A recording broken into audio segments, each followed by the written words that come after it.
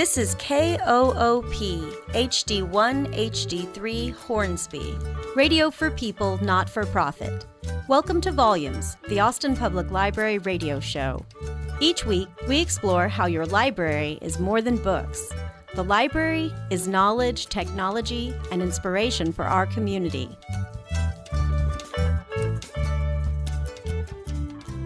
Hi, and welcome to Volumes, the Austin Public Library radio show. Today's guest is Zach Baumer, Climate Program Manager for the City of Austin, and he works for the Office of Sustainability. Welcome, Zach. Thanks for being here. Thank you very much for having me. It's nice to be here. So you're going to give a program at the Austin Central Library. It's part of a series called Talk Green to Me, where we focus on issues of sustainability at the library. And this particular program is going to take place at noon in the demonstration area on the first floor of the Central Library. And that's Monday, July 30th. Can you give me a little teaser, a little taste of like what to expect in this talk? Yeah. In this talk, primarily going to be talking about climate change, how the climate has already started to change in our city and in Central Texas. I'm going to be talking about the goals that the City of Austin, that our City Council has established, not only the organization of the city, but also our community at large, to reduce greenhouse gas emissions that cause climate change. And then finally, we'll get into personal actions that people can take in the community to do the right thing and contribute to us meeting our targets, and just actions that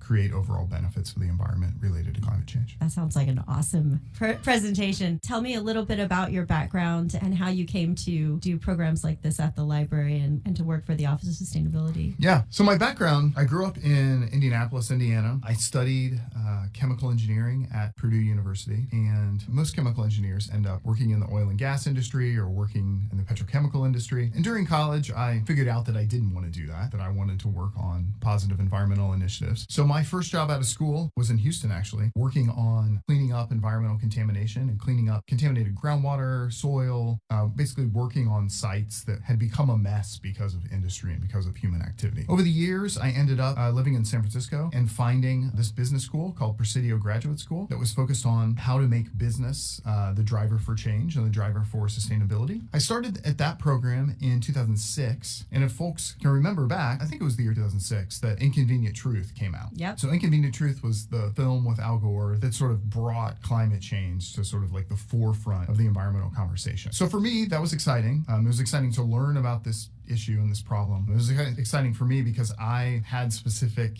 scientific and business knowledge that could be applicable to solving this problem. And I just started business school, so I was sort of like ramped up to start like being very active and working on things. So starting in 2006, for about 5 years, I was working as an environmental consulting for large businesses and companies and organizations that had these environmental problems. And so I sort of decided that, if we're working for these companies that are burning fossil fuels and are contributing to climate change, they need to be addressing this, and they need help doing that. Mm-hmm. This is, an issue that not a lot of people know about. Where are the emissions coming from? What are the sources? What are the solutions? Like, how would we actually fix this? I was like, this is the perfect opportunity to do consulting. So from 2006 to 2011, I did consulting in that area. So working for big businesses and trying to help them understand, what does climate change mean to them? What are their emissions? How are they at risk? How do they address those emissions? How do they make them go down? And that was interesting. It was challenging. It was a fun job and interesting at the time. And during that time period, I moved to Austin, and we had our first child. And being a consultant, I was traveling a lot. I was flying all over the place, working with clients in different places all over the United States. It just so came up that the city was looking to hire a person to manage the climate change efforts for the city. So I applied for the job, got the job, and I've been with the city ever since 2011.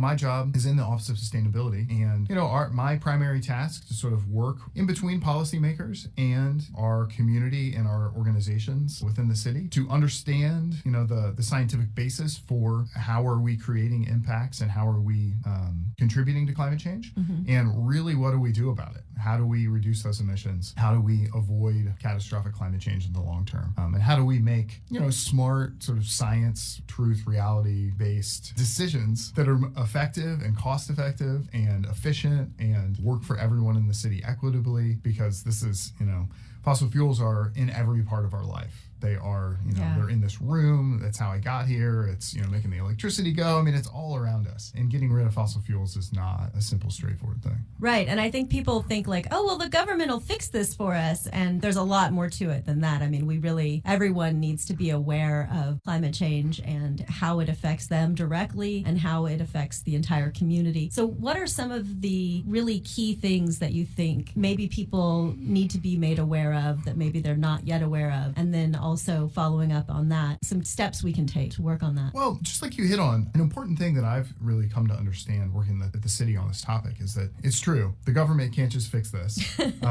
And at the same time, individuals can't just fix it themselves either, right? It's the sort of three buckets that I tend to bring up are policy and rules, and government does play an important role in this because we set standards for emissions, we set standards for vehicles, we require certain amounts of energy from certain types.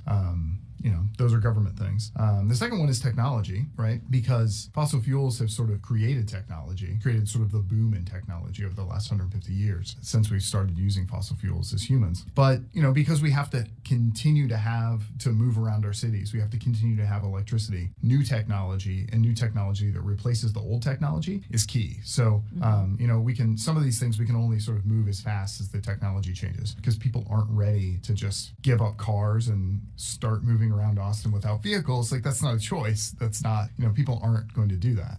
So then that brings me to the last piece, personal decisions and individual action, right? That the city can mandate vehicle efficiency on cars. Car manufacturers can create electric vehicles, based on advanced battery technology and electric motors. But people have to buy those vehicles, and then people have to drive them, and people have to make that choice, right? And then they have to get old so that people who are poor can also afford to buy the used vehicles. Because that's another thing is like, if you don't have a lot of money, it's hard to be really green. I've noticed a lot of times it's like something that people of a certain means are able to do, put solar panels and drive electric cars. But we have to make it more, enough people have to do it for it to be common, and then for the kind of there to suddenly be like a used market or whatever. I think. Yeah, for it to be available to everyone. Right. Because you're right that a lot of the sort of initial changes and things that sort of are being done in this area tend to be new technology that's expensive. And then who does that first? Big companies with money and individuals with money. And that's sort of like our technological change paradigm. But I think at the same time, though, there are a lot of things related, when you get into actions related to climate change, there are a lot of things that do save people money and do make people healthier. And so it's not, I think that's where this whole issue has gotten really complicated. And it takes, a lot of navigation that,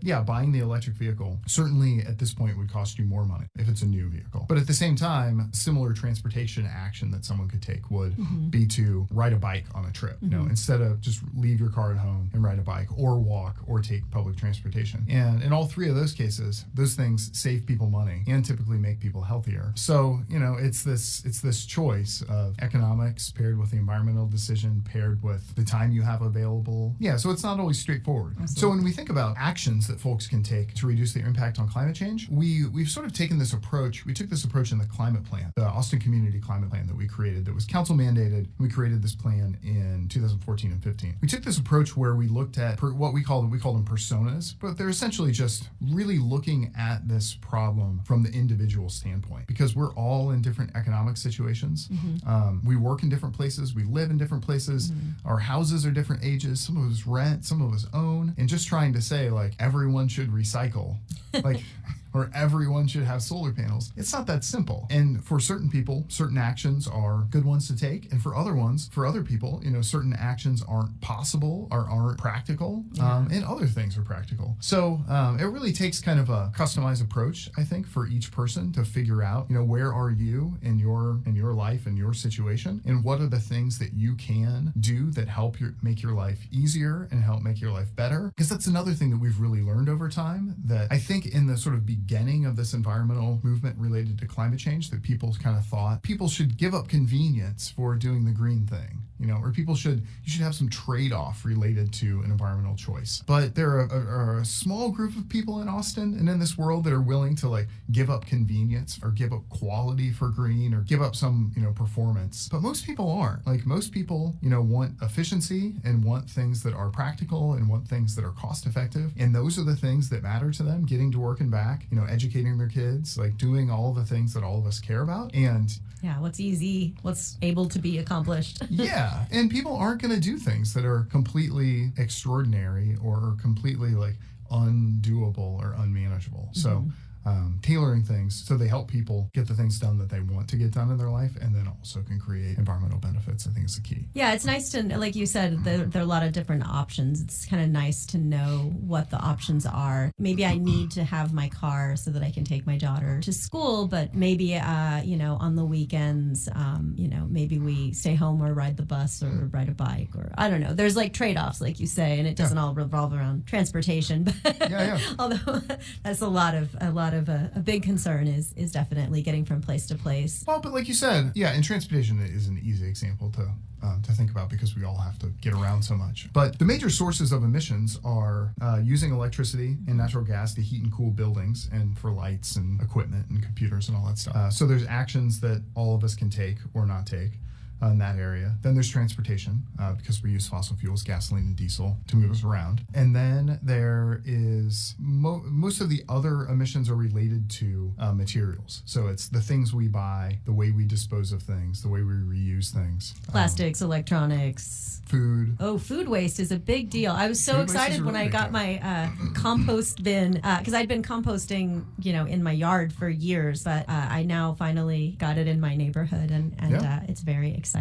Yeah, it's a big thing for the city. Yeah. Because all of that food going into a landfill, when it ends up in a landfill, which was happening prior, and it's still happening today, but it's happening less and less. When it goes into a landfill, it anaerobically degrades inside the landfill, and it creates methane, which is a greenhouse gas, which goes into the atmosphere. Most of the landfills capture that gas and destroy it, but it's much easier if we take all the food scraps, all that organic waste, organically create compost with it, and then offset the use of fertilizer and use it on, a farm to grow more food, and then you're sort of closing the nutrient and carbon cycle and not creating those emissions. We're going to take a short break from our conversation so that we can hear about some events that are happening at libraries throughout town. After the announcements, we're going to jump right back into our conversation about climate change with Zach Baumer from the Office of Sustainability with the City of Austin.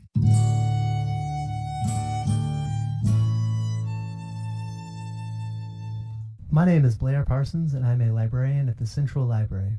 Each week, I highlight a selection of programs for adults that are happening around the Austin Public Library, and our full list of programs may be found on the library's events calendar.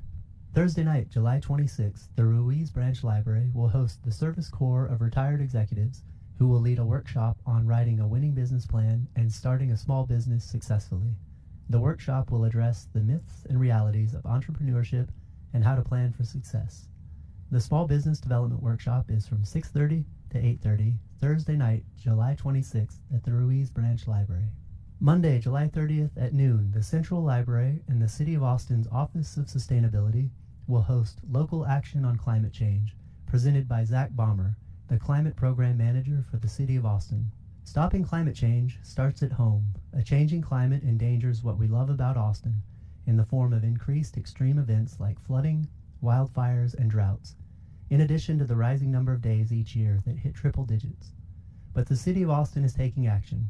The talk will highlight how the city is reducing greenhouse gas emissions and building community resilience, as well as what citizens can do to help. The program begins at noon, Monday, July 30th at the Central Library. Hey there, Austin. Teen Program Specialist Michael Harley from the Downtown Central Library here. Love video games? Ever wonder how they're made? Coding is the key. Teens looking to explore careers in coding and video game development can try their hand at both with the Video Game Programming Workshop. Professional video game developers from Hello World Studio will teach teens how to code in both GameMaker language for beginners and C# for more advanced coders. The Teen Video Game Programming Workshop will be coding away the day in the Central Library's teen area on Tuesday, July 31st, from 2 p.m. to 5 p.m. Registration is required and space is limited. This program is reserved for teens ages 13 to 18. More details for the video game programming workshop, including sign-up information and additional programs, can be found at library.austintexas.gov/events. This is Alana Graves, the youth librarian at the Carver branch. The summer is almost halfway done, and the Austin Public Library is offering summer reading events for kids. During the last week of July through August, children ages 8 to 12 can participate in a weekly Art Smart event series. Each week, Art Smart will teach kids a variety of drawing and mural painting techniques. Kids can create their own masterpieces, as well as work together to create a library community mural. The first week will teach kids how to draw portraits and bodies. ArtSmart kicks off this week at 4 Austin Public Library branches. The Little Walnut Creek branch kickoff is on Monday, July 23rd at 2 p.m. The University Hills branch kickoff is on Tuesday, July 24th at 4 p.m. The Carver branch kickoff is on Wednesday, July 25th at 1 p.m. And the Pleasant Hill branch kickoff is on Friday, July 27th at 1 p.m. Details at library.austintexas.gov.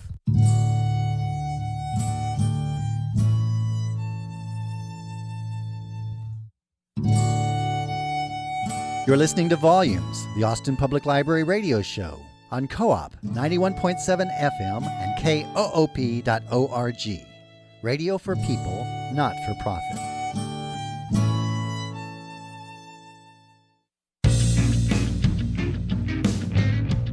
Support comes from East Side Pies, local pizza with local ingredients.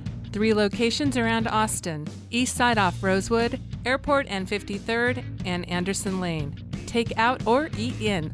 Online ordering now available at eastsidepies.com.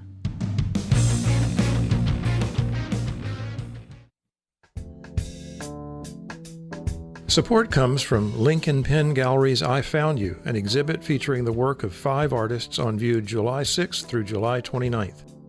The artists all use found objects to create their mixed media works.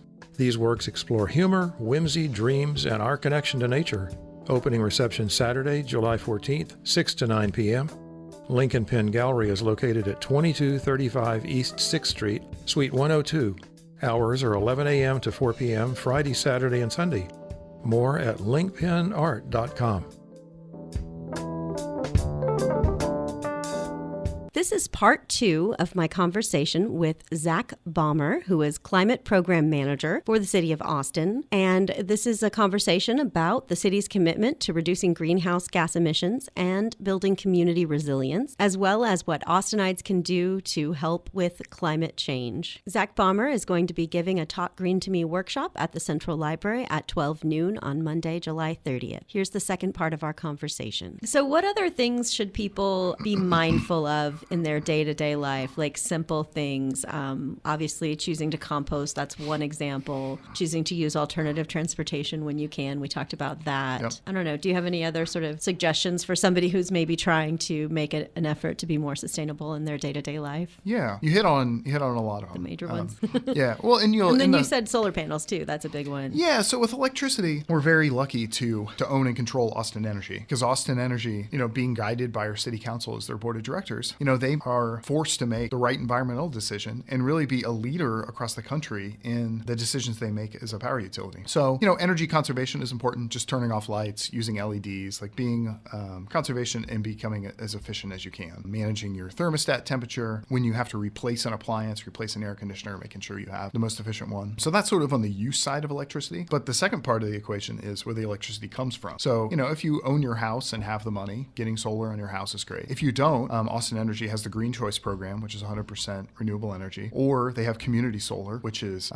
basically ratepayers are contributing to the cost of a local utility scale solar power plant, which is fantastic. Wow. And if you can't participate in any one of those, we are getting to the point where the Austin Energy Generation Plan that Council adopted last year has us on track to get to 65% carbon or 65% renewable energy. And then when you add in nuclear power, which is complicated, but it's zero carbon. We will be in 2027, we'll be to 90% carbon-free electricity coming through the power lines. Wow. And that's just for everybody. That's phenomenal. That's for every organization that's out there that's buying Austin Energy electricity. So that's a huge thing. And that's the thing that I think Austinites and our city council can be most proud of sort of in our battle against climate change is the greening of Austin Energy that we've done, and done in a cost-effective way because renewable energy prices have dropped so low, and because we're sort of blessed with such renewable resources in Texas. We have a lot of sun and a lot of wind, and humans have figured out how to turn that into electricity, and it's really good. When it comes to transportation, you hit on most of them.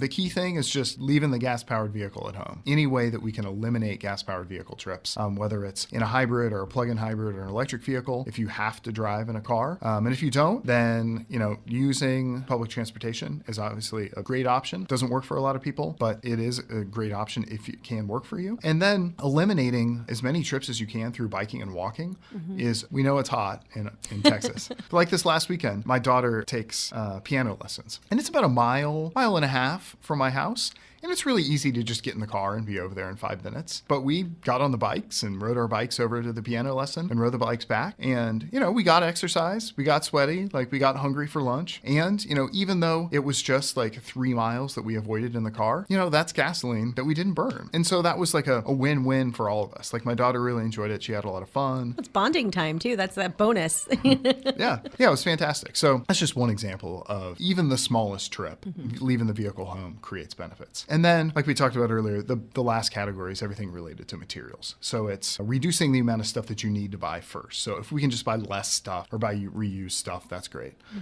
Reusing things, so taking things to Goodwill, using the library, not buying new books. Thank you for plugging that. Also, we have these cool fix-it clinics where at the Recycled Read Center, people get together and bring in old electronics or appliances or things that they have, and they fix them rather than chunking them and buying a new one, which that's pretty cool too. Yeah, it's really cool. So every time we can do that, that's great. And then when you get to the end of the cycle, recycling everything that you can, composting everything that you can, following, the city's sort of 3-bin thing and trying to eliminate as much waste that actually goes to landfill as we can, that's a good thing. So for climate change, the goal is net zero greenhouse gas emissions, which is 90% reduction by 2050. Yeah, so that's eliminating, using fossil fuels for transportation and for electricity and sources from waste to basically zero by 2050. So that's now 32 years away. Wow, I'll still be alive. Yeah. Yeah. Imagine in Austin where there's no waste going to landfill and we're not using any fossil fuels. That's exciting. It'll be great for the community. There'll be a lot less air pollution. There'll be less, groundwater pollution and less landfill related issues. And hopefully it's a safer and nicer place as well. Absolutely. The program that we're having on July 30th that we mentioned at the beginning of the show, that's from noon to 1 at the Central Library in the demonstration area, which is on the first floor. Do people need to prepare? Do they need to sign up? Or is it just open to the public? Anyone can just kind of drop in and listen? Yeah, it's just open to the public. Anybody can show up. I do lots of events like this, just trying to get the word out there. The green people who care about things and read the articles and think about it, they already know the actions that they need to take. And most of those people are kind of already taking those actions. But they're excited about it. And they just want to do more and more and more. They just can't get enough of it. The group that we're most interested in reaching at the city is, especially on this issue of climate change, is, the group of sort of normal, middle-of-the-road people that